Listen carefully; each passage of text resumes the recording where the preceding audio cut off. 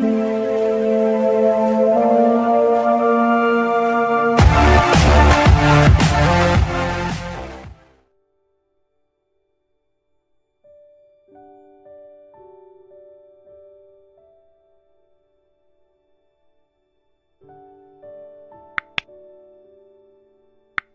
datang di channel ini dan selamat hari Minggu. Sahabat-sahabatku yang terkasih, beberapa minggu terakhir ini beredar sejumlah foto dari para biarawati dan imam di Myanmar yang rela berlutut di depan para aparat keamanan agar para aparat keamanan tidak melakukan tindakan kekerasan bagi masyarakat sipil, sehingga korban tidak lagi berjatuhan. Paus Fransiskus juga mengatakan, saya juga akan berlutut di jalanan di negara Myanmar dan berkata, hentikan kekerasan. Saya juga akan memperpanjang lengan saya dan berkata, biarkan dialog menang. Selain itu, Paus juga dengan gagah berani melakukan kunjungan pastoral di negara Irak, bahkan merayakan Ekaristi di gereja Baghdad, gereja yang menjadi saksi pembunuhan 60 orang Kristen oleh kelompok ISIS. Salah satu tujuan kunjungan pastoral dari Paus adalah perdamaian dunia. Dalam permenungan saya, mereka semua, para biarawati, para imam, dan Paus sendiri adalah pribadi-pribadi yang begitu total di dalam pelayanan mereka. Mereka terlihat seperti rela mengorbankan hidup mereka demi keselamatan banyak orang. Dalam bacaan Injil, Yesus dengan jelas mengatakan, sesungguhnya jikalau biji gandum tidak jatuh ke dalam tanah dan mati, ia tetap satu biji saja. Tetapi jika mati, ia akan menghasilkan banyak buah. Biji gandum yang dimaksudkan oleh Yesus ialah dirinya sendiri. Yesus telah menderita sengsara, bahkan wafat di kayu salib. Ia melakukan semuanya itu karena ketaatan kepada Allah. Bacaan kedua menulis, sekalipun anak Kristus telah belajar menjadi taat kepada Bapa. Terkadang ketaatan harus disertai pengorbanan, dan menurut permenungan saya, inilah inti dari setiap pelayanan kita kepada Tuhan.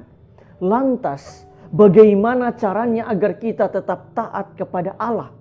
Bacaan pertama mengajak kita agar tetap mendengarkan suara hati kita, sebab Allah berfirman, Aku akan menaruh Tauratku dalam batin mereka dan menuliskannya dalam hati mereka. Itu artinya kita perlu mengasah ketajaman suara hati kita agar kita senantiasa berjalan di dalam kehendak Allah. Sahabat-sahabatku yang terkasih, berdasarkan bacaan-bacaan hari ini, marilah kita merenungkan beberapa remah permenungan berikut ini.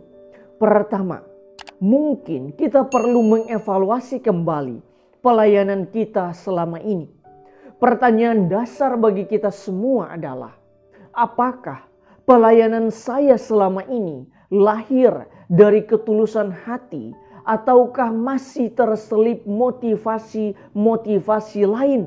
Misalnya, agar saya dapat dipandang baik oleh orang lain. Ataukah apakah selama ini saya melayani untuk menaikkan bendera-bendera tertentu? Apakah selama ini saya melayani sambil menyelipkan kepentingan-kepentingan pribadi ataupun kelompok? Hari ini, bacaan-bacaan kitab suci mengajak kita untuk memurnikan motivasi dan orientasi kita di dalam setiap pelayanan kita.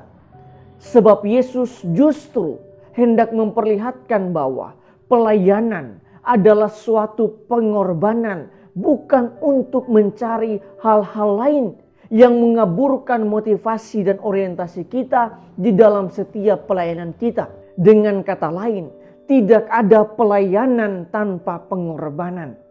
Kedua, di dalam pelayanan Kita perlu menjadi biji sesawi yang rela mati demi kehidupan banyak orang.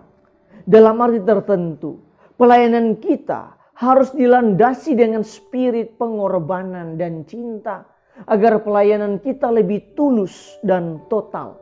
Sejujurnya, saya begitu terkesan dan terharu dengan sejumlah orang yang selalu memberi kepada gereja, selalu melayani di dalam gereja tanpa harus memperhitungkan apa yang telah mereka berikan, baik material, waktu, dan tenaga yang telah mereka korbankan untuk gereja. Ada banyak orang seperti itu, dan pengalaman mereka itu selalu menjadi bahan permenungan bagi saya. Ketiga, dengan demikian, pelayanan yang dikehendaki oleh Yesus kepada kita semua adalah pelayanan yang sejati, yaitu pelayanan yang berorientasi kepada Tuhan, sehingga pelayanan itu menjadi tulus tanpa motivasi-motivasi tertentu dan tidak berorientasi pada diri kita sendiri yang dapat mengakibatkan kesombongan diri. Tuhan memberkati kita semua.